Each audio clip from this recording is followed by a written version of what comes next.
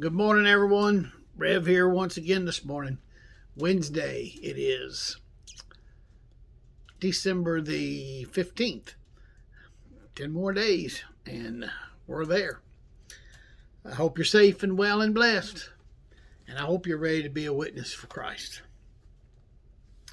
I'm going to read this morning from Luke 21. I'm going to start with verse 25. And these are the words of Jesus. There will be signs in the sun, moon, and stars. On the earth, nations will be in anguish and perplexity at the roaring and tossing of the sea. Men will faint from terror, apprehensive of what is coming on the world, for the heavenly bodies will be shaken. At that time they will see the Son of Man coming with power and great glory. When these things begin to take place, stand up and lift up your heads, because your redemption is drawing near. He told them this parable. Look at the fig tree and all the trees. When they sprout leaves, you can see for yourselves and know the summer is near. Even so, when you see these things happening, you know that the kingdom of God is near. I tell you the truth, this generation will certainly not pass away until all of these things have happened. Heaven and earth will pass away, but my words will never pass away. Be careful, or your hearts will be weighed down with dissipation, drunkenness, and the anxieties of life, and that day will close on you unexpectedly like a trap. For it will come upon all those who live on the face of the whole earth. Be always on the watch and pray that you may be able to escape all that is about to happen, and that you may be able to stand before the Son of Man. This is the word of the Lord. Thanks be to God.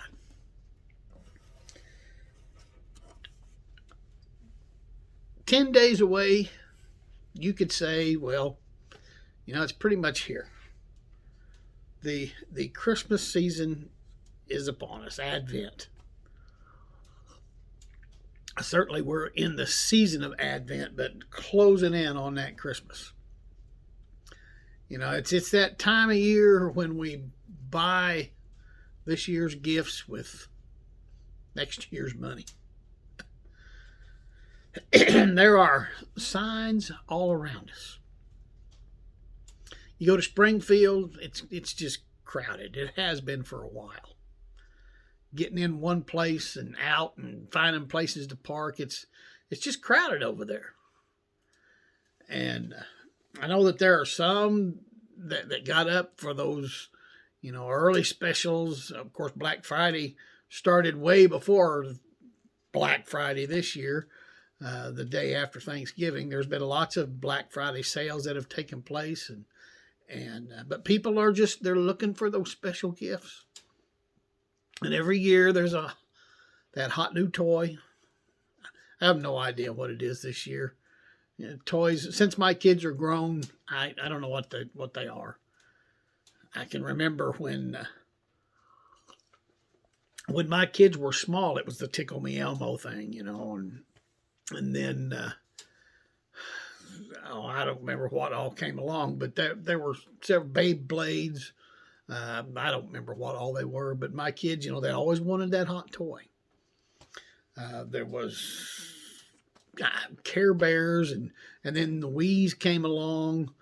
I do remember a game that my son wanted. It was a game called Mind Flex. It was some kind of a mental game where you could... says you could move objects with your mind, and it was something. But the signs of Christmas, and have been for a while, they're just all so commercial. And somewhere along the line, we've lost Jesus. There was a Christmas play that was being put on where the baby Jesus was he was represented by a light bulb in a manger. And at just the right time, one of the children was supposed to turn off all the lights except for the light that was in the manger. Well, he got confused, and he turned off all the lights so that it was completely dark. And the only thing that broke the silence was the loud whisper of the little girl that was playing Mary, and she said, "Hey, you switched off Jesus." I believe the world has switched off Jesus. Nowadays, you go out in the stores and you find very little of Jesus. And it's just a sign of the times that we live in. We live in a secular world that is unconcerned and even ignorant about Jesus. Pastor Lester Weeks tells a story about his choir director. In November, he would pick up, he went to pick up sheet music to How Great Thou Art. He said, I happened to be in a shopping center and the very next day, so I went into a record store and asked the clerk if they carried religious sheet music. And the clerk, who looked to be a high school student, thought for a moment and answered and said, some of the Christmas music might be religious.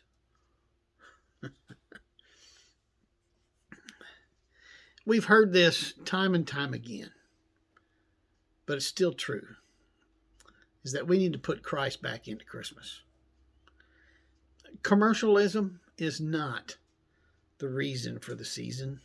Jesus is the reason for the season. We need to show the world the real sign of Christmas.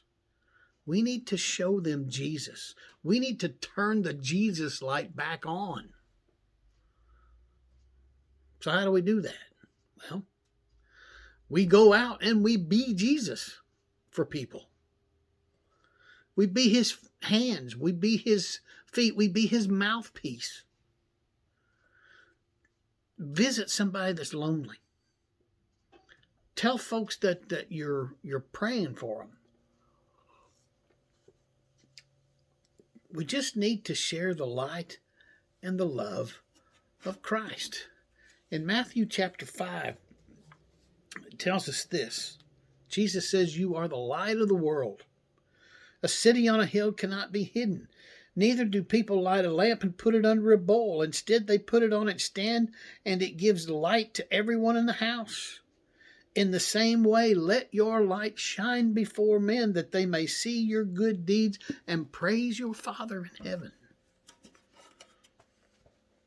In all the madness of the season, let your heart be filled with the light and the love of Christ. Let's do everything that we can to put Christ into Christmas. I'm Pastor Mark. I love you guys. Be safe, be well, be blessed, be strong. And go do something for Jesus. In fact, go be Jesus to someone. See you tomorrow.